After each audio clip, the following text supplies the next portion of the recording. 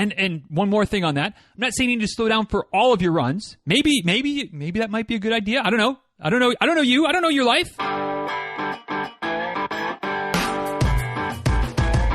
Episode 957 of Diz Runs Radio is a quick tip episode. Today's quick tip, building up your long run endurance.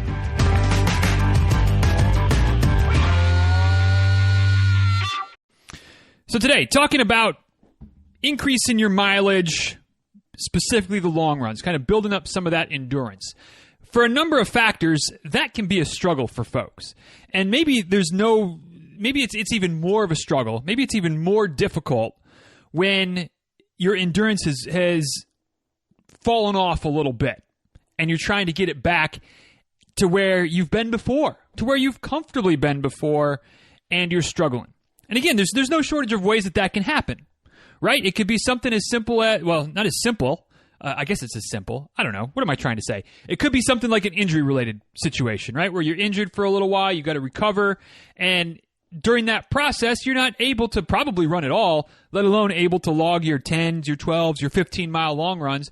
And so some of that, a lot of times, long run fitness really can erode a little bit over, 6, 8, 12 weeks. Not that you'll never get it back, but it's frustrating when you're starting to get back and you're struggling maybe to get to 10 miles when 10 miles used to be not that big of a deal for you as a long run. And of course, as always, talking about distances, scale them accordingly. Right? If 6 miles is a long run for you, you've fallen off because of injury, and now you're struggling to get to 3 miles. That's frustrating, right? Like that's demoralizing. So again, it doesn't. The numbers don't matter. Just use them as examples, or let me use them as examples, but fit it into the context of where you're at. So injuries could cause a problem. Maybe it could be something where you just took some time off, whether intentionally or not. Thinking, pandemic situation.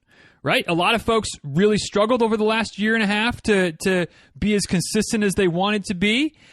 Maybe the lack of races, but now that races are coming back, maybe you're already in training mode, or maybe you got your eyes on some things for later on in the year.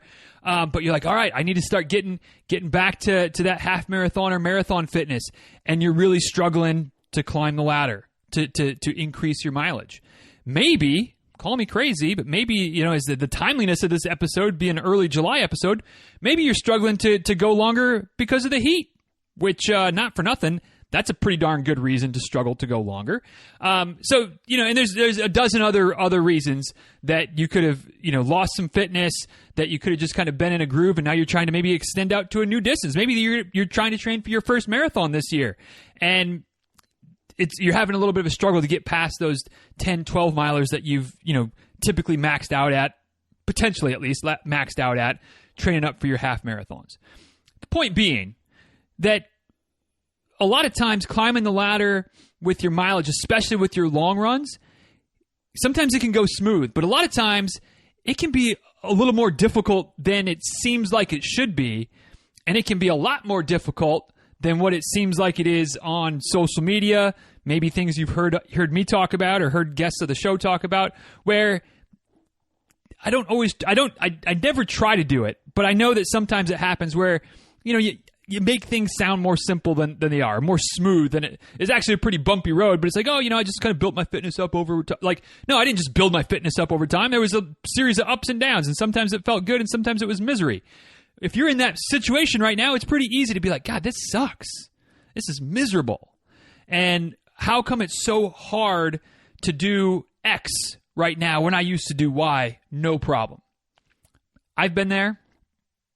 Lots of people have been there. Lots of people after you will be there. And I know none of that makes you feel any better, makes the process any easier. But I say that to say this. Hey, it's part of the process, right? But we can get past it. You can get past it. If you're struggling with inching up your long runs these days, and maybe there's some type of mental hurdle or whatever it is, here are some ways to hopefully help you get back on track to clear whatever number that you've been struggling with and start getting that fitness going in the right direction, increasing those long run miles, maybe looking ahead to some fall, late summer, fall, winter races, or just to build your base up even higher, which is not a bad problem, or not a bad option either. So here are 4 things that I've found that helped both for myself and for folks that I've coached over the years. You may find that one or two of them works for you. That's awesome. You may find that all four of them work for you. The thing here, of course, is to try different options, maybe try different combinations, find the right mix for you. But these are four ingredients that have had some level of success in the past. Hopefully they'll help you if you're struggling with increasing your long runs, rebuilding some of that endurance that maybe you've lost for one reason or another. So first and foremost on the list, you're probably not surprised to hear me say this, but just slow down. Slow down. If you're trying to do your long runs at maybe a pace that you can hold for 2 or 3 miles, but it's a bit maybe aggressive to go 6 or 8 miles, might slow down a little bit. And the frustrating part there, or a frustrating part there, could be that it's a pace that you've done 6 or 8 or 10 or 12 miles at before and never been a problem. But right now, while you're trying to build that base back up by trying to build up, or while trying to build up that long run endurance, you may need to slow down even more to have a little bit more gas in the tank when you get to mile 6 or mile 8 or mile 10 or mile 12 or wherever you're struggling to get past. Okay? And that doesn't mean that you're going to stay at that pace forever, right? And this isn't a heart rate training thing, although of course you all know where I stand on that. But it's just all about kind of preservation of energy, not burning yourself out too quick, not going out too hot. And again, I'm not saying that the pace that you would normally run at is the problem. I'm just saying that right now, while you were trying to get back a little bit, build a little bit more of that endurance back up, slowing down by 30 seconds a mile, a minute a mile, potentially more than that. There's nothing wrong with that. B, it might help. Okay? So, and I know I've heard all the complaints before about how awkward it feels to run too slow or to slow way down. It just feels awkward. My form feels all off. It hurts. I get it. I made a lot of those same observations and complaints when I started the heart rate training thing, so I get it. A, you'll adjust. You'll get used to it. But B, again, if it just helps you get over the hump, you might only have to do that for a couple of long runs, and then all of a sudden you kind of get past it, and now you're good for that 6 or that 8 or that 10 or that 12-mile run, and you can kind of fall back into that your normal, hopefully easy pace for those runs and not have a problem. So there's the first suggestion. To help rebuild your endurance for your long runs, slow down a little bit. And one more thing on that. I'm not saying you need to slow down for all of your runs. Maybe that might be a good idea. I don't know. I don't know you. I don't know your life. I'm just saying that for the long runs, maybe slowing those down even more can help, again, leave a little more gas in the tank to help you get over the hump. So there's one idea. Second idea, second option or second suggestion when it comes to helping to rebuild some of that endurance, to stretch out your long runs a little bit, take some walk breaks before you need them. All right. Now, if you're already a run walker, then this is probably already part of your routine, right? So maybe this isn't the right option, although I'll tell you what, it could still work. All right, but first I'm going to talk to those that are quote unquote just runners, that you just run straight, you don't do a regular run walk situation. So adding walk breaks before you need them can be a game changer. Okay? Because I've been, for the most part, and I don't say this with any air of superiority. All right, I hope that doesn't come across like I am saying it with that. There's no. I don't care. You run, you walk, you run, walk. It's all good. All right. It's been. I really haven't done much intentional run walking in my years of running. Okay. That said, there's been plenty of times, especially on long runs, where I'm pushing the distance and I end up doing some or even a lot of walking later in the run. Especially if I rewind the clock back a handful of years ago to when I was really, I didn't have the base that I have now, and it was really a struggle to get to 10 miles, to get to 12 miles for my long runs. There were a lot of times that I'd get to 8 or 9 and then kind of walk the last mile or 3, or at least mostly walk the last mile or 3, because I was just toast at that point. If that sounds familiar, a suggestion would be to mix in a walk break well before you need it. It could be a regular interval. It could be a walk every mile, a walk every 2, every 5 minutes, every 10 minutes. You figure it out, or at least you think about it. Maybe try some different things, see how it shakes out.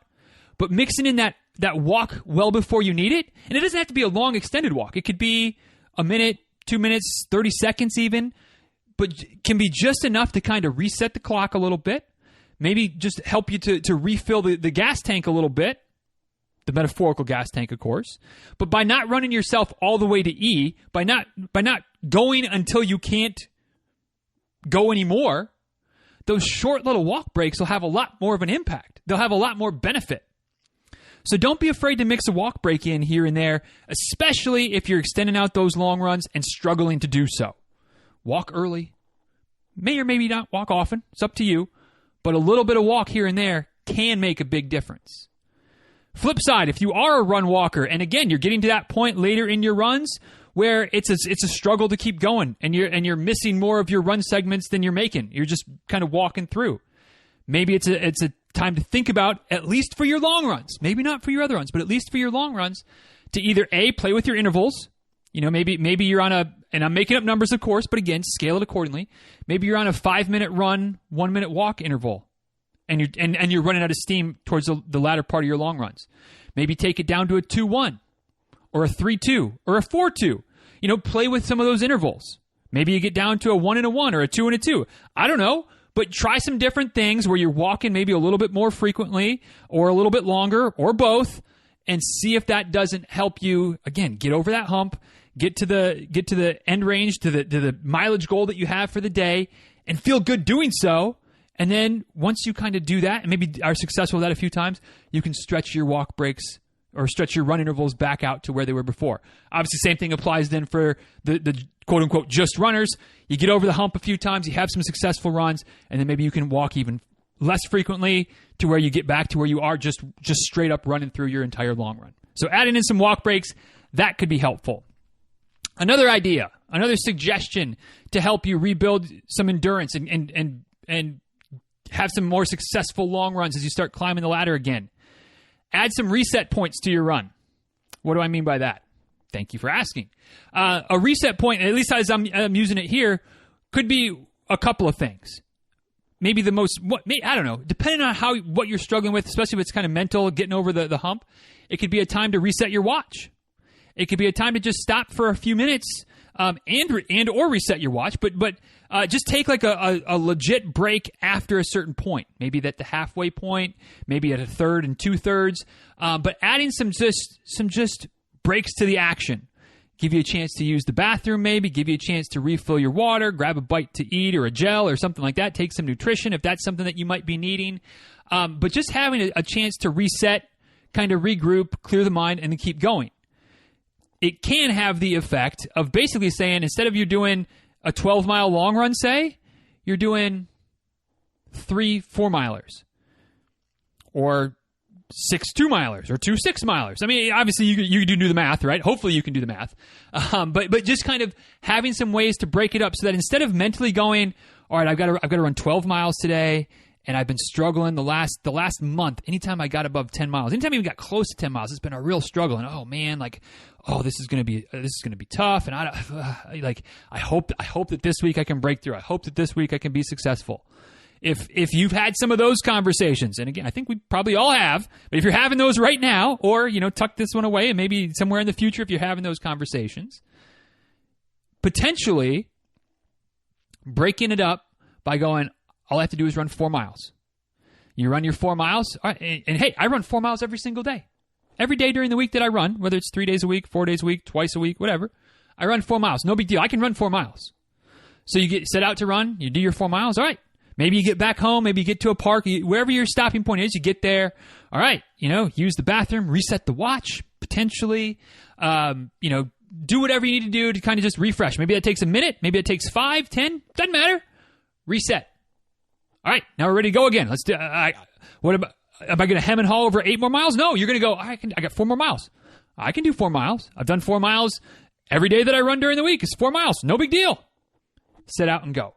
So those little that can be kind of a little bit of a mental trick, but there's also a physical component there of just resetting, allowing your body to just chill out a minute. Kind of refill the tanks again, kind of like we talked about with the walk breaks. that can be a useful tool. Those little reset points. You know, we've heard people talk, or at least I think you've heard people talk. I know I've heard people talk on the podcast, especially ultra runners, people that are doing lapped races, where it can be a big mental boost to not feel like, oh, I've got 60 more miles to go. But no, I just got, 4 more laps because it's a 15-mile lap. Whatever the case might be, maybe there's some mental gymnastics there, but hey, what's wrong with mental gymnastics? If it works, it works. So maybe adding some reset points to your long run can help you get over the hump and get back to those, or to just bump up those long runs and feel good about doing it. Last but not least on my suggestions, or at least of this round of suggestions, I probably have a dozen others, but we'll stick with 4 for today since it's already going to be a not-so-quick tip as per usual. The last of my suggestions to help you break through the hump, get over the hurdle, whatever it is, whatever you're struggling with on your long runs, and start building some of that endurance back, is to recruit some help. I don't know about you, and you know a lot about me because I pretty much air it all out there. Y'all know I'm an introvert, right? Y'all know that I am best when I'm alone, at home, in the office. The shades are drawn, so it's dark even though it's the middle of the day. Maybe I got the dog in here. I can put up with her. But y'all know that's my jam, right? I'm here to tell you that if I'm struggling on a long run by myself versus if I'm struggling on a long run with other people, totally different. Whether it's I don't want to get left behind, I don't want Kate to drop me while we're out for our long run, whether it's I don't want to slow her, I don't want to screw up her long run, whether it's I just don't get in my head as much when she's yapping at me the whole way and I get a couple words in here and there. I don't know what it is, but I can pretty confidently say that my ratio of good long runs to bad long runs when I'm with her is very heavily weighted towards lots of good long runs, not so many, very few long runs that are a real struggle. When I'm running solo, I'm not going to say it's a complete flip-flop, but it's a lot closer to probably even Steven of one good run to one not so good long run. All right? So if you have a running partner, if you have a running group, a community, a group run, whatever the case might be, lean into that. Assuming that you're feeling comfortable as we're coming hopefully out of the pandemic, hopefully vaccinated, all those types of things. If you're comfortable with that idea, getting around one person or a handful of people, whatever, and running, that can be a game changer. Now, what if? Maybe you're saying, but Diz, that sounds good, and yeah, like running with partners in the past has been great for me, but I'm training for a marathon, and my running partners aren't training for anything right now, and so they're going 6 or 8. I'm trying to get to 10 or 12. Like, the math doesn't work there. I got you, boo. Don't worry. In that case, my suggestion, if it's at all possible, is to get with your running partner, your group, for the last bit of your run. So in that example, and again, numbers are numbers. Use it as an example, base it on where you're at and what you're doing. If it's at all possible to get out and get the first 6 miles in by yourself, where probably 6 miles isn't that big of a deal for you to do by yourself, right? I mean, it may not be easy, but it's not impossible, right? If you're trying to get up to 12, probably getting 5 or 6, not too big of a deal. So you get your 6 done, and then hopefully you time it right so that you're finishing your 6 right when your friends are meeting up at the coffee shop or at so-and-so's house or whatever to be ready to go out and do their 6, and now you tag along with them for the last of your 6 so that you get to 12. There you've got company, you've got people talking to you, you've got that extra little motivation to get you through your long run by recruiting some friends or having some help, having a team to help carry you.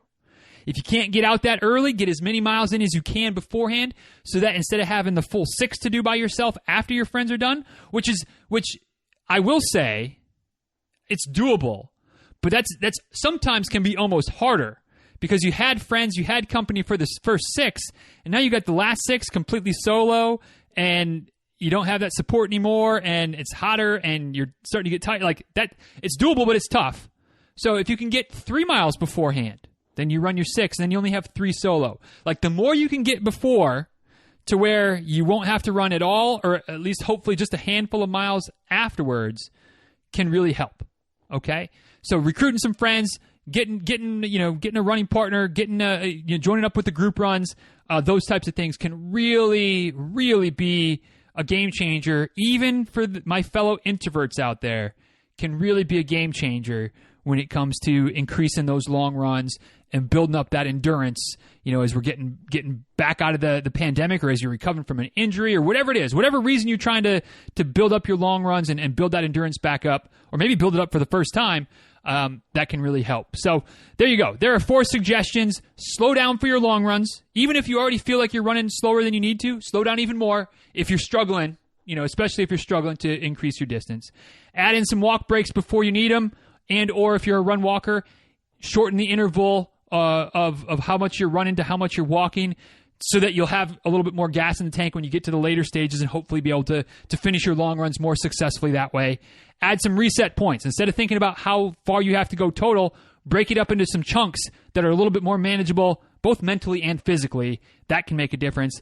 And last but not least, get a posse, get a crew together, get a running partner or a few partners, or join the local group runs, whatever, and have some company for the duration of your run, or at least as much of your run as possible, ideally the latter part of the run if possible, to help pull you through when it's getting tough and you just have a couple more miles to go. It's a lot easier. Misery loves company, right? A lot easier to suffer with friends and let them help carry you through than to try to do it by yourself. So there are 4 suggestions. What else do you have? What other ways do you help? Have you found that have worked for you to help you out when you're struggling on the long run, maybe struggling to rebuild that endurance or build it up the first time? Let me know. @DizRuns on Twitter, @DizRuns on Instagram. That way I can maybe do another one of these episodes some way, or a similar topic, and share some more great advice. You can also shoot me an email, dizruns@gmail.com. Or you can head over to the show notes for today, which you can find at dizruns.com/957. And beneath the memes, beneath the GIFs, beneath the links and all the shenanigans, there's that comment section. You can put some ideas there as well. And that way other folks can see those comments and go, oh, yeah, Denny didn't talk about that. But, hey, that also makes sense. I'll try that. There you go. You're paying it forward. You're helping out your fellow runner. And, of course, the same thing applies on YouTube, right? If you're watching the quick tips on YouTube, scroll on down to that comment section and leave your feedback there about maybe some ways that you found that have worked for you to successfully bump up those long runs when you're building out your endurance. Help out another runner. Pay it forward that way. And, of course, if you have any other questions or any other things that you're struggling with, hit me up on any of those channels as well. And, we'll see what we can do to help you out. That's always going to be the situation.